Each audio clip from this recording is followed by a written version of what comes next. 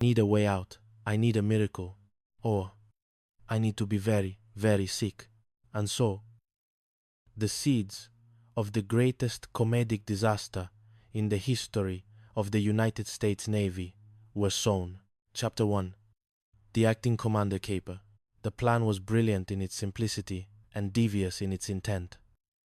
If Binghamton was critically ill, he could appoint an acting base commander, and who better to fail spectacularly in front of Admiral Rafferty than that thorn in his side, Commander Quinton McHale.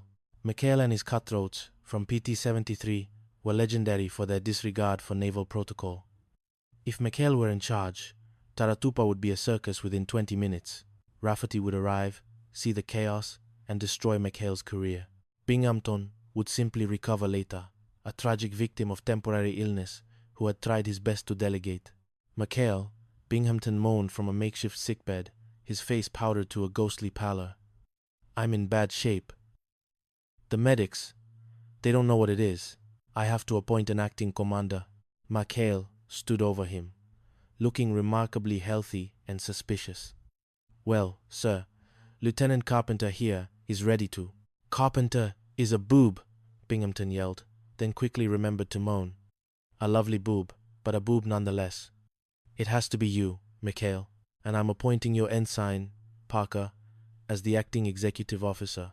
Ensign Charles Parker, a man who could trip over a shadow in an empty room, beamed. Oh boy, did you hear that, Skipper? Acting exec. You won't regret this, Captain. I know. Binghamton whispered with a secret, wicked grin. I know I won't. As McHale and Parker marched out to take command, Binghamton settled back into his pillows. This is going to be one of the happiest illnesses of my life. Chapter 2. The Hula Inspection. Under McHale's leadership, Taratupa did not just relax, it unraveled.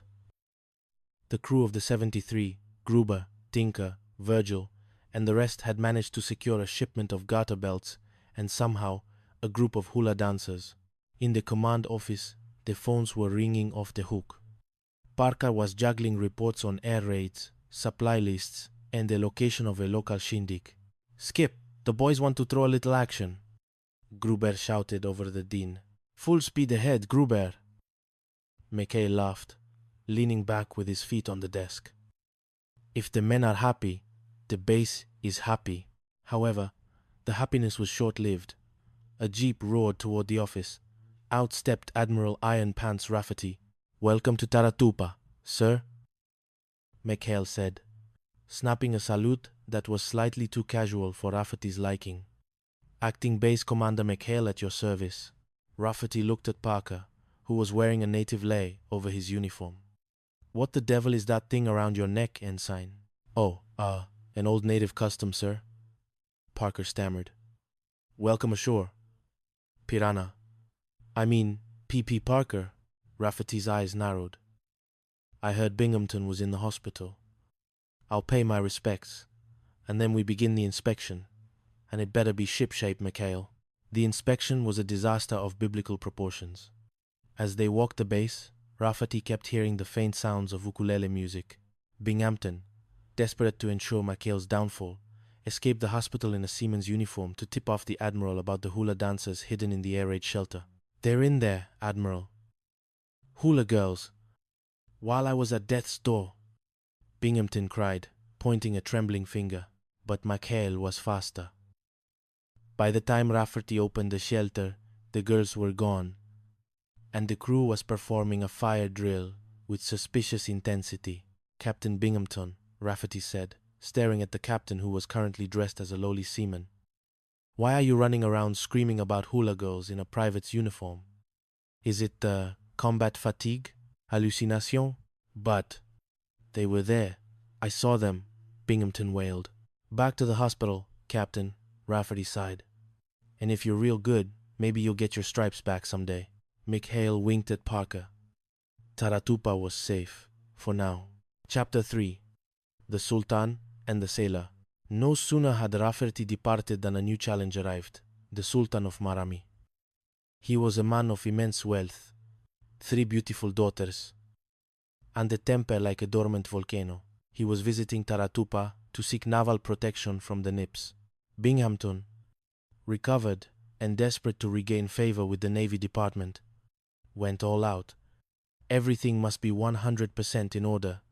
McHale, if you and your riffraff ruin this, I'll have you bunking in a shark cage. The Sultan arrived with his daughters, the princesses. The crew of PT-73 was mesmerized. Parker, naturally, found himself accidentally on a date with Princess Siri after a boat ride gone wrong. In Marami, her name means happiness. Gruber told Parker, "I'm more interested in survival." Parker replied, trembling as he hid Siri from the Sultan. The conflict peaked at a formal dinner. The Sultan's daughters were supposed to perform a traditional dance. However, Siri was missing, trapped on a conked-out boat with Parker.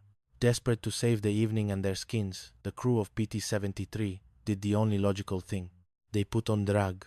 Gruber and Tinka, draped in silks and veils, attempted to perform a native dance that looked more like a wrestling match between two sacks of flour. Binghamton was horrified. "Captain, how dare you?" the Sultan roared. "Your unpardonable behavior will be reported to the State Department." "My daughters, we leave." "Why me?" Binghamton sobbed, watching his career sail away again. "Why is it always me?" Chapter 4.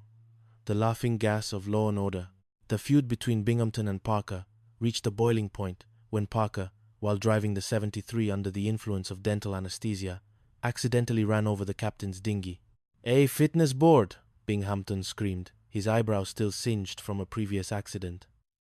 "I'm going to break you down to seaman second class, so fast your head will spin." The crew of PT-73 couldn't let their beloved, bumbling ensign be railroaded. They knew Binghamton's weakness. His inability to be happy. "Laughing gas," McHale whispered, eyeing a tank from the dental clinic. "If we can get old Leadbottom into a good mood, he'll sign anything. He might even promote Parker to admiral." The plan involved spraying the shrubs near Binghamton's office to ward off the imaginary frangipani fly. In reality, they were pumping nitrous oxide through the window. The effect was instantaneous. Binghamton, usually a man whose face was set in a permanent scowl, began to giggle. "Chucky Wucky!" Binghamton chirped, hugging a bewildered Parker. "You torpedoed the garbage scout? What a riot. Those potato peels could have fooled anyone." "Sir, you want to cancel the fitness board?" Parker asked, hope dawning. "Cancel it? I want to throw a party." "Let's dance, McHale. You're all such lovely pirates." However, the gas wore off just as Admiral Showmaker arrived for the hearing. Binghamton was found dancing on a table, chasing a nurse and shouting about Bingy Winky. "Binghamton, have you lost your mind?" Shoemaker demanded. Just then, an air raid siren blared. Parker, still slightly buzzed but fueled by a sudden burst of adrenaline, manned a machine gun and miraculously shot down a Japanese bomber while standing out in the open, laughing in the face of death. "Magnificent," Shoemaker cried. "A man who stands laughing in combat. Parker, you're a hero. Binghamton, you're a disgrace for trying to court-martial this brave lad." Binghamton simply collapsed into a chair. "It's the gas. It's the flies. I want to go home. I want to go home. I want to go home. I want to go home." Chapter 5. Sydney and the $62,000. The stakes were raised when the base payroll arrived, $62,000 in small, unmarked bills. Binghamton, determined to trap McHale, had the money marked. He accidentally dropped his wallet near the 73's dock, hoping they'd swipe it. But he didn't count on Sydney. Sydney was a local alligator with a penchant for Ensign Parker's mother's peanut butter sandwiches. When Sydney saw the leather wallet, he didn't see currency, he saw a snack. "Sydney ate the captain," Parker screamed, finding the alligator with Binghamton's ID card in its mouth. "He didn't eat the captain, you boob," McHale sighed. "He ate the wallet." Binghamton was livid. "Theft! Grand larceny! I have witnesses. You used a code name, Sydney, for McHale. Take them to the brig." The court-martial was a farce. Parker, acting as his own defense attorney, argued that his key witness,